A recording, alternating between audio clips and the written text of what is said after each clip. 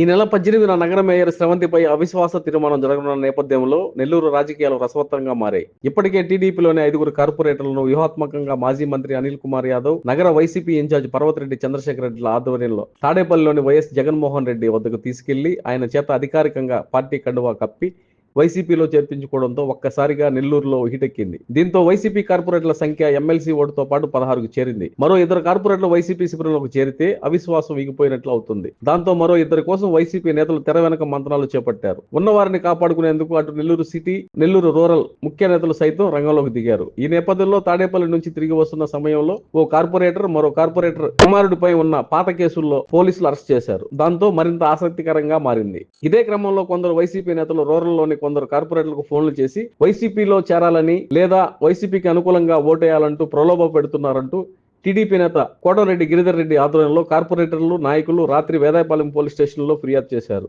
ఈ విషయమై గిరిధర్ రెడ్డి, కార్పొరేటర్ శ్రీనివాసులు నాయుడు మీడియాతో మాట్లాడారు. అందరికీ నమస్కారం. మీ అందరికి కూడా తెలుసు, ఈ నెల 18వ తారీఖున నగర ఒక అర్ధగంట క్రితం కొంతమంది వైసీపీ నాయకులు పూర్తిగా పేర్లతో సహా కార్పొరేటర్ శ్రీనివాసరెడ్డి గారు మీకు తెలియజేస్తారు.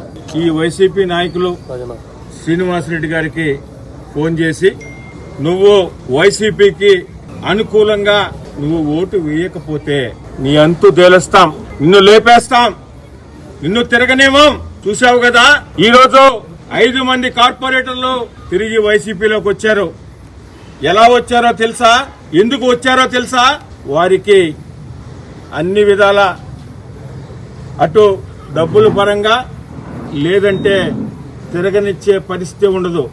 వారికి కూడా ఇదే బెదిరింపు ధోరణితో మాట్లాడాం. అందుకే వారందరూ కూడా వచ్చారు. నీకు కూడా చెప్తున్నాం, ఎవరున్నారో తెలుసా మా వెనక? నీకు తెలుసు కదా. దాన్ని దృష్టిలో పెట్టుకొని నువ్వు వైసీపీకి అనుకూలంగా రాకపోతే పరిస్థితి వేరే విధంగా ఉంటది, ఊహించని విధంగా ఉంటది. చర్యలు ఎలా ఉంటాయో నీ ఊహకు కూడా అందవు అనే విధంగా బెదిరింపు ధోరణిలో మాట్లాడడం జరిగింది. అయితే తెలుగుదేశం పార్టీ ఒక క్రమశిక్షణ కలిగిన పార్టీ. మాకు మా నాయకత్వం ఇలాంటి ఎప్పుడు చెప్పలేదు, ప్రోత్సహించదు. అయితే ఈ వైసీపీ సైకో బ్యాచ్ అధికారంలో లేకపోయినా అహంకారంతో, అహంభావంతో రౌడీయిజం చెలాయించడానికి ఇంకా కూడా ప్రయత్నం చేస్తున్నారు.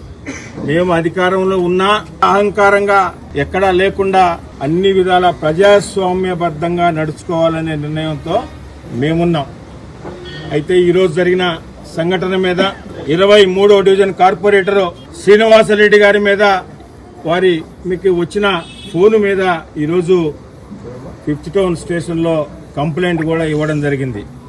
ఎవరైతే 24వ division YCP incharge Udatha Murali Yadav, అదేవిధంగా 19వ డివిజన్ వైసీపీ నాయకుడు వరాల లక్ష్మీనారాయణ, వీరిద్దరు కూడా ఈ బెదిరింపులకు పాల్పడినట్టు మా కార్పొరేటర్ శ్రీనివాసరెడ్డి గారు చెప్పారు. వాళ్ళిద్దరి మీద కూడా కంప్లైంట్ ఇవ్వడం జరిగింది.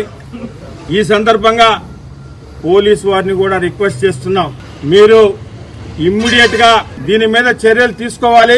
వారిద్దరిని కూడా అదుపులోకి తీసుకుని, వీరు ఈ విధంగా మాట్లాడారు అంటే వీరి వెనక ఎవరున్నారు, ఏ శక్తులు పనిచేస్తున్నాయి, వాళ్ళు రౌడీ షీటర్లా, గంజాయి బ్యాచా, సైకో బ్యాచా, ఎవరో తేల్చాల్సిన అవసరం ఆసన్నమైంది.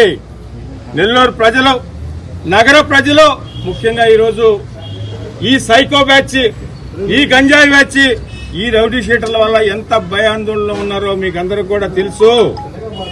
ఇంత బరి తెగించి అధికారంలో లేకపోయినా మామూలుగా ఎవరు ఈ విధంగా ప్రవర్తించరు అధికారంలో లేకపోతే. అయితే ఈ బ్యాచ్, ఈ సైకో బ్యాచ్ కి, ఈ వైసీపీ సైకో బ్యాచ్ కి గంజాయి ఎన్ని పరిపాటే కాబట్టి గతంలో వీళ్ళకు ఉన్నదంతా కూడా ఇప్పుడు మరొక్కసారి చూపిస్తూ ప్రవర్తిస్తున్నారు. దీనిపైన పోలీసు వెంటనే అటు సీఏ గారికి, ఎస్పీ గారికి కూడా రిక్వెస్ట్ చేస్తున్నాం, వెంటనే చర్యలు తీసుకోవాలని. వారిద్దరిని కూడా అదుపులోకి తీసుకుని వీరి వెనక ఎవరున్నారో కూడా మీరు తేల్చాలని కూడా వారిని రిక్వెస్ట్ చేస్తాం. అనే పేరు పడింది. ఆయన ఉడతా మురళి అంట. అదే 24వ డివిజన్ వైసీపీ అధ్యక్షుడు ఆయన నాకు కాల్ చేసి, అయ్యా ఈరోజు 5 మంది వైసీపీలో చేరారు, నువ్వు వస్తావా లేదా రావా అనే టైపులో బెదిరించి మాట్లాడాడు. ఏంది నువ్వు మాట్లాడేది, ఇది కరెక్ట్ కాదు మురళి, ఏంది నేను ఎట్ట కనిపిస్తున్నాను నీకని దబాయించి మాట్లాడారు. అతను మా వెనక ఎవరుండారో చూసావు కదా. ఈరోజు మేము అంతా ఆల్రెడీ మేము కల్లూరుపల్లిలో గంజాయి బ్యాచ్లో అంతా ఉన్నారు, ఆ బ్యాచ్లో కూడా మేము కూడా ఉన్నాం, ఏంది నీ సంగతి అనే టైపులో బెదిరించాడు.